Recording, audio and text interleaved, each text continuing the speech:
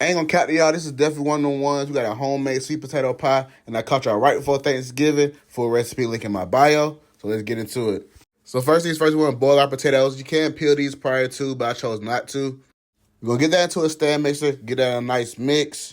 Now for our ingredients, so we're gonna add some brown sugar, some cinnamon sugar, white sugar, and yes, we use a lot of sugar, a little bit of nutmeg, some lemon juice, and some vanilla bean paste. Once we mix that together, we're gonna add some carnation milk, melted butter, and 2 eggs. Mix that together, and then you wanna add in some red food color just to give it a little pop. And when you're making a sweet potato pie, you will have to deal with those strings. So I add this to a strainer just to get all those strings out. It should come out nice and smooth like this. Add that to a pre-made pie crust. Smooth it out. Add a little design if you want to. And then into the oven at 400.